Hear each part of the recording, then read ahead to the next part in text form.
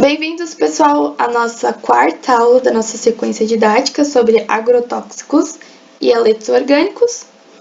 E na aula passada nós terminamos de comentar um pouco mais, sobre os haletos orgânicos, o haleto orgânico que a gente está estudando, durante essa sequência de aulas, sobre os pesticidas, os agrotóxicos, que é o DDT, um haleto orgânico. Vimos então como nomeá-los, as regrinhas de nomenclatura. E vamos seguir então a nossa sequência didática, começando com a leitura do nosso texto. Nós vimos há 2 aulas atrás que foi usado o DDT para ajudar no combate a doenças como a malária e como a febre amarela também, doenças que carregavam então os vetores da doença, e transmitiam através da sua saliva, na picada do mosquito, quando eles iam então absorver o nosso sangue para se alimentar, eles passavam e contaminavam então os seres humanos, nós seres humanos, alguns animais também. E esse uso todo do DDT, nós vimos também que uma característica do DDT é a sua demora de 4 a 30 anos para se decompor no meio ambiente, Então, isso acabou que foi usado muito, durante muito tempo, em muitos países, o DDT, E como eu falei, como a gente já viu, ele tem um período longo para degradação, E isso gera um acúmulo. Então, vamos prestar atenção no texto agora. Esse acúmulo gerou contaminação dos seres vivos através da cadeia alimentar e respiração, aonde o possível motivo de muitos males à humanidade atualmente. Além disso, foi notado que o DDT começou a perder seu efeito contra as pragas, o que fez os agricultores precisarem de inseticidas mais fortes, causando desequilíbrio nos ecossistemas. Atualmente, o uso do DDT é proibido em alguns lugares, porém sua presença no ecossistema ainda é presente devido ao seu longo período de deteriorização. Eu não sei se vocês lembram, mas na aula passada nós fizemos um exercício que falava justamente isso, que o uso do DDT ele tinha sido proibido. E até então a gente não sabia por quê, porque como a gente tinha visto, a gente tinha muitos benefícios com o uso do DDT, até então, tanto no uso nas plantações, para proteção, contra pestes, mas também no uso das doenças como a malária, Então aqui, a gente pode ver um outro lado da situação, se gerou acúmulo, quer dizer que o uso foi um uso muito exagerado desse produto, do pesticida, e aí começou então a ser notado, que gerou uma contaminação dos seres vivos através da cadeia alimentar e respiração, sendo o motivo, de muitos males da humanidade. Outra questão também que se notou foi que o DDT começou a perder o seu efeito contra as pragas, onde os agricultores tiveram que usar inseticidas mais fortes, E atualmente, então, o uso é proibido em alguns lugares justamente por causa dessas questões. E a gente tem ainda aí uma questão, que ajudou ao desequilíbrio nos ecossistemas. E o texto traz ainda, que devido ao seu longo período de deteriorização, nós temos a presença do DDT no ecossistema até hoje, A gente viu que ele era usado ao combate de doenças lá na Segunda Guerra Mundial e até hoje pode ser encontrado vestígios, e grandes quantidades até de concentração de DDT como a gente vai continuar a ver nos textos. Sabendo dos grandes benefícios do DDT, sendo eles tempo rápido de reação, custo-benefício e eficaz, foi utilizado em quantidades imensas, tanto na agricultura, na devastação de pragas, quanto nas casas e cidades para a prevenção de novas doenças, como a dengue, pelo sucesso obtido no combate à malária. Na época do seu uso, não foram feitos muitos testes para saber os malefícios do DDT. Portanto, o grande uso causou grande deposição, acarretando o acúmulo nos solos, mares e até na atmosfera. Olha só então, pessoal, nós temos aqui mais algumas informações bem interessantes e bem relevantes que a gente deve levar em consideração nos dias de hoje, principalmente, né? Também, porque muitos erros foram cometidos no passado e a gente pode aprender com o passado, né? E não cometê-los novamente no presente, né? E nem no futuro. Olha só, aqui nesse texto a gente basicamente, né? Pode ver que foi feito o DDT, foi visualizado os seus benefícios e não foi pensado sobre os seus possíveis malefícios, aonde não foi feito muitos testes, muitas investigações para ter certeza, né, que a utilização desse pesticida era seguro e era viável, né, pois já se sabia dos seus benefícios, né, do custo-benefício, do tempo de reação, né, que ele fazia, da sua eficácia contra os insetos a um primeiro momento, mas depois foi visto que, com o passar do tempo, a situação mudou. Ele parou de fazer efeito, o DDT não tinha mais tanto efeito sobre os insetos, então tiveram que fazer inseticidas mais agressivos ainda, né, contra os insetos, e começou a se notar então possíveis malefícios do DDT, né? A sua grande decomposição, o grande aumento, né, de pessoas doentes.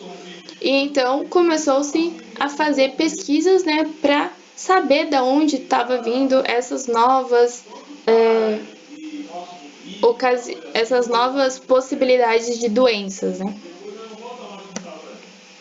Bom, então como a gente viu, a gente tem a presença do DDT até nos dias de hoje é possível encontrar.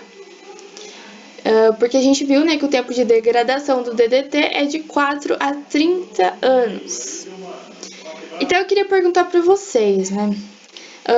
Tendo uma dica aqui, né, que é a forma de aplicação desse pesticida, o DDT, como é que vocês acham que o DDT ele acaba saindo, digamos assim, das áreas agrícolas, que é onde eles eram muito bem usados, né? E também nas regiões com grande incidência de malária, por exemplo, e febre amarela, aonde foram usados, né, o DDT.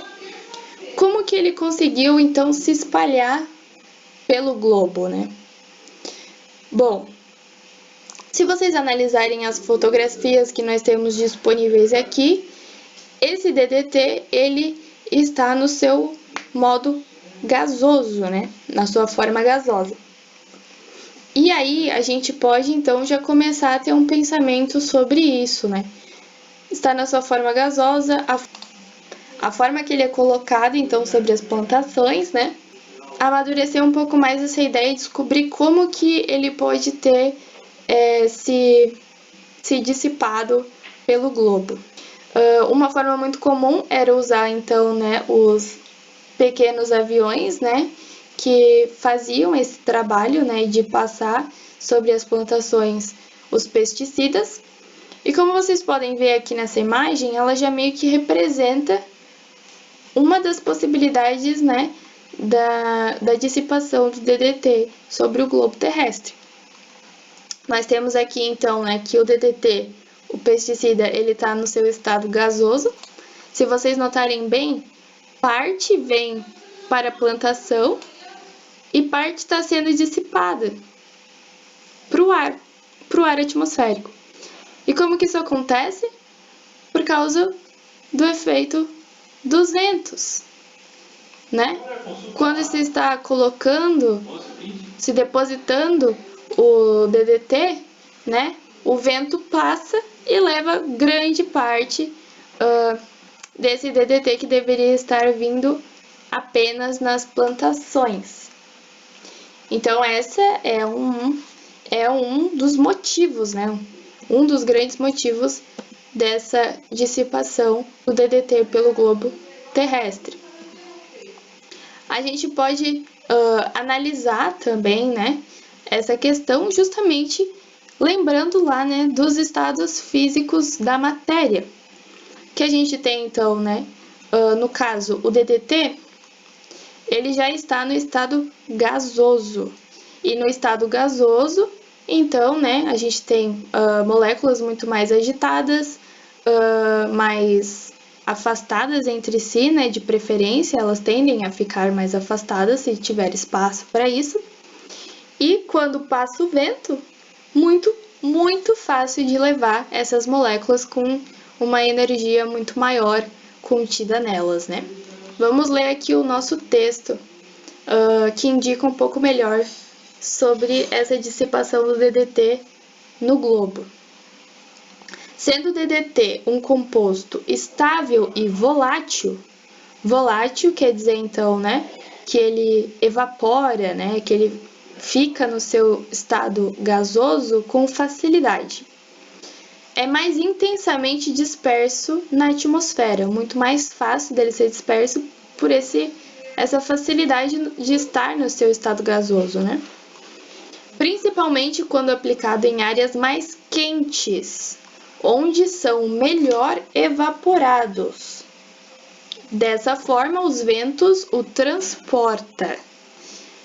Então, pessoal, o que a gente pode tirar aqui dessa informação, né? Aplicados em áreas mais quentes. Isso quer dizer o quê?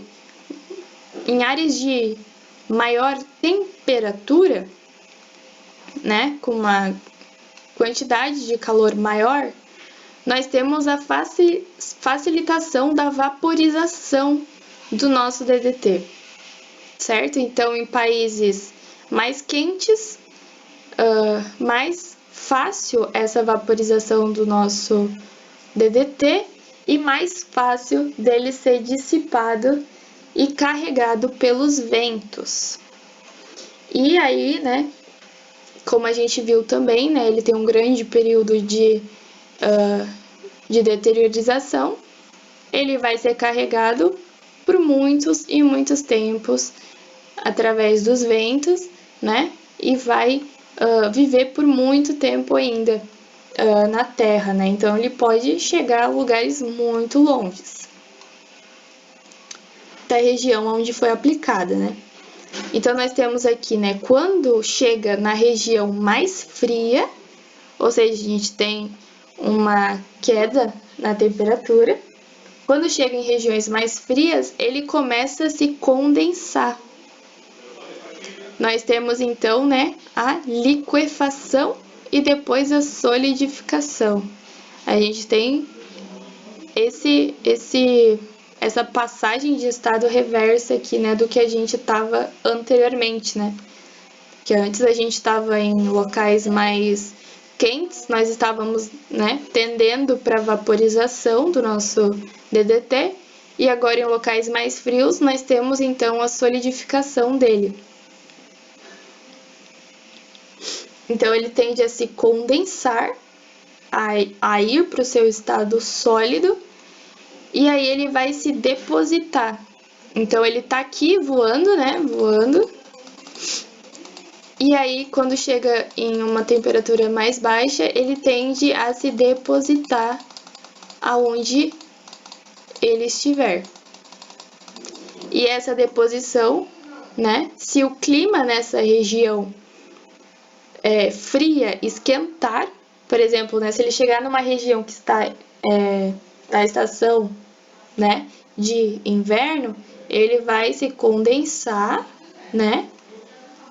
Vai passar pela liquefação, solidificação para estar no estado sólido e aí ele vai se condensar e se depositar no local.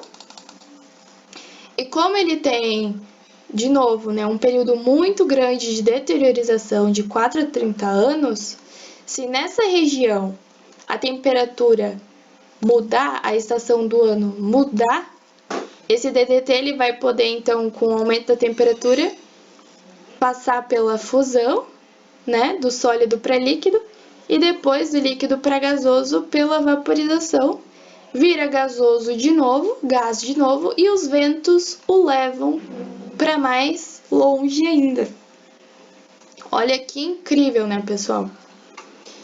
Então, se o clima na região fria esquentar, o DDT é volatilizado novamente, recomeçando o ciclo. É por esse motivo que há a presença do DDT até na Antártica e Alasca, regiões onde não foi usado o DDT. Incrível demais, né, pessoal? Esse ciclo fica ocorrendo, né?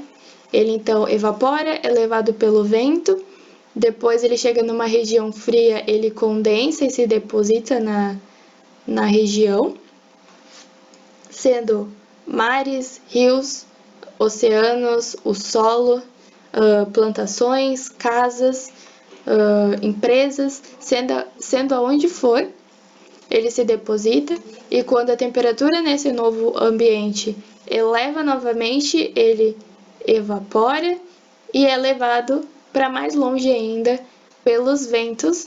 E hoje a gente tem dados de que existe a presença do DDT até na Antártica e Alasca, locais extremamente frios e que população muito pequena, né, onde não chega os mosquitos, por exemplo, né, por ser um ambiente muito frio, mas o DDT chegou lá através do vento. Nós temos também a possibilidade de intoxicação por causa do DDT e dos pesticidas em geral, tá, pessoal? Não é só do DDT. A gente está fazendo um estudo em cima do DDT, mas não é só ele que pode fazer esse tipo de situação, tá? Isso aqui, o DDT, ele é um exemplo histórico que a gente vive ainda hoje e ainda colhe as consequências do uso do DDT, né? Então, uma possível forma, né, de malefício, né, do DDT é a intoxicação. Então, nós temos aqui, né, que ela é feita ao longo do tempo, se acumula no corpo humano. Então, nós temos, né, que nos primeiros anos de uso do DDT, achava-se que não era tóxicos aos humanos, porque não foram feitos estudos, né, lembram? Entretanto, foi averiguado que a intoxicação do mesmo é feita de forma crônica, onde não tem manifestação imediata e é resultado da acumulação gradativa no organismo, tornando o quadro de intoxicação irreversível. Ou seja, a gente está se intoxicando e a gente nem percebe. E a gente só vai perceber quando tiver um nível muito elevado, né, desse intoxicante no nosso corpo e começar a nos dar doenças das suas mais variadas formas. E esse é o pior tipo de intoxicação, né, porque como foi falado, né, não foi feito estudos, então precisou passar um bom tempo para que as pessoas começassem a acumular grandes quantidades de DDT no organismo, para que fosse notado que o DDT e o seu uso era prejudicial e tóxico sim aos seres humanos. Ao primeiro momento não parecia ser, mas depois foi visto que era sim. As formas de contato com o DDT nos organismos são através dos alimentos, pela pele e absorvendo as partículas de pó contendo o inseticida que estejam no ar pela via respiratória. Então, como foi falado anteriormente, eles podem ser levados pelos ventos, então pela via respiratória a gente pode ser contaminado e intoxicado também. Então, nós temos, né, que ao longo do tempo você vai, então, ingerindo através da sua alimentação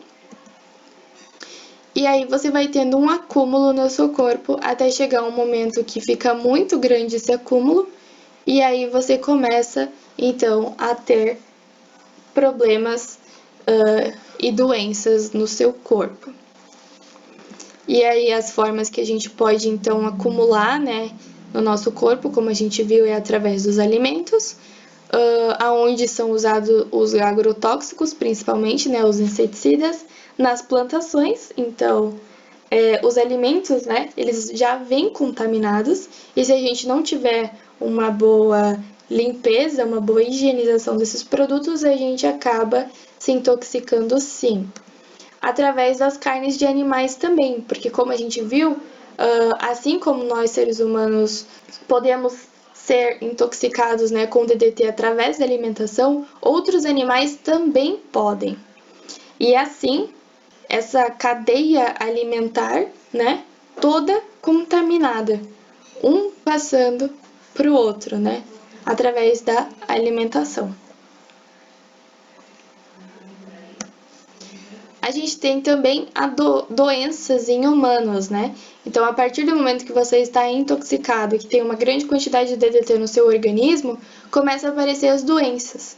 Então, por exemplo, aqui no nosso texto, né? Na Índia, onde a principal fonte de água é o rio Ganges, como a gente vê aqui na foto ao lado, ele é altamente poluído por pesticidas, e entre eles o DDT também. Possui grande incidência de câncer gastrointestinal nessa região, né? Onde descobriu-se que os habitantes estavam doentes, né, com câncer e possuem grandes concentrações biliares de pesticidas como DDT, sendo, então, os pesticidas uma possível fonte dos casos de câncer da região. Olha só que interessante, né? As pessoas da Índia, né, que tinham contato com o rio Ganges, né, um rio sagrado para as pessoas da Índia. Muitas delas teve muitas incidências de câncer gastrointestinal, e analisando essas pessoas, né, essas pessoas doentes, foi visto que elas tinham uma grande concentração de DDT no seu organismo. Muito interessante, né, pessoal? Como o estudo, né, científico pode fazer muita diferença, né, na história das pessoas, né? Então, quanta coisa poderia ter sido evitada se fosse feito estudos lá, né, antes da Segunda Guerra Mundial, né?